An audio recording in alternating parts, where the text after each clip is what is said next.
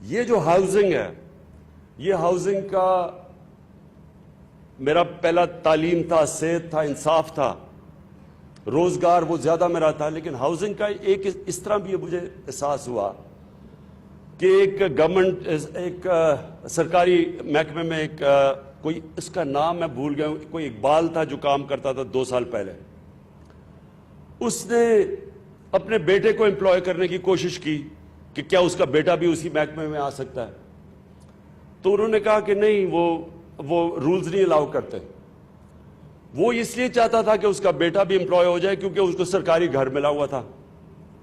تو اس کو ڈر تھا کہ وہ اب اگر وہ فارغ ہوتا ہے، ریٹائر ہوتا ہے، تو اس کا بیٹا وہ ان کو گھر چلا جائے گا اور نوکری بھی اس کے پاس روزگار نہیں رہے گا۔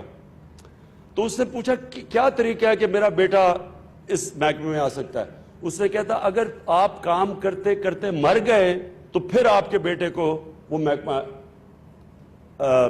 روزگار دے دے گا، امپلوائے کر لے گا۔ اس نے چھت سے چھلانگ خودکشی کر لی تاکہ اس کا بیٹا ہو اور اس کا گھر بچ جائے۔ اب تب میں نے سوچا کہ یہ کتنا لوگوں کے لیے، تنخواہ دار لوگوں کے لیے مشکل چیز ہے کہ ان کے پاس تو کبھی کیش آئے گا ہی نہیں گھر بنانے کے لیے، تو کتنے وہ مشکلوں سے گزرتے ہیں، سوچتے ہوں گے کہ سر پہ چھت نہیں ہے۔ اور تب ہم نے اس چیز کے اوپر سوچنا شروع کیا اور پھر یہ بڑا چیلنج لیا کہ پاکستان میں 1 کروڑ گھروں کی کمی ہے، اور اس میں خاص طور پہ